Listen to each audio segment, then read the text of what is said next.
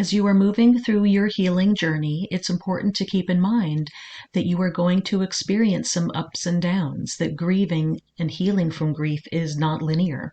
So keep in mind that it's natural to experience an increase in grief on some days. There might be certain triggers.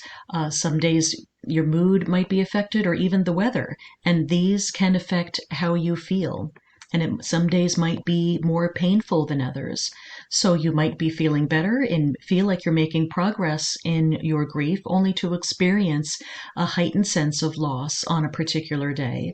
So keep in mind, this doesn't mean that you're regressing. It doesn't mean that there's something wrong with the way that you are processing your grief. Unfortunately, this happens, but it can feel less scary and less alarming if you remind yourself that this is natural.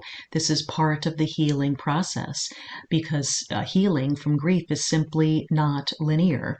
So don't be afraid, don't be alarmed if one day feels a little bit heavier than others, and just to trust that this is all part of the normal grieving process.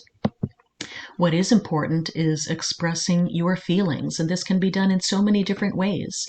If you'd like to write, this can be done through journaling. This is very helpful because sometimes there isn't always going to be somebody available to listen to, whether that's at 1 o'clock in the morning or on a day that you're home alone. So this can be a wonderful way to help you process your grief, and what you're thinking and feeling is simply to write it all down.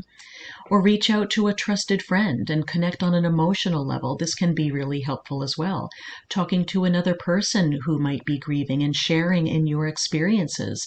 Sometimes being with somebody else who is also grieving the loss of a loved one, even in the absence of words, it can feel very comforting and healing.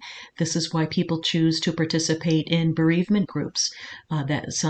For some people, that is a wonderful way to heal, to connect with other people who are grieving either a similar loss or any kind of loss, just to have that connection even without speaking a word.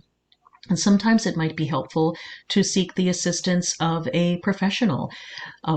Family and friends can be wonderful, but other times it might be helpful to have just one other person helping you. So you don't need to worry about burdening that person. That's exactly what they are for.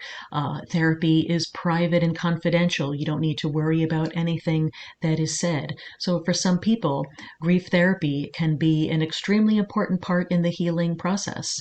So whatever works for you, whether it's journaling, talking to a good friend, a bereavement group, or therapy, all of these can help contribute to your moving through your grief journey.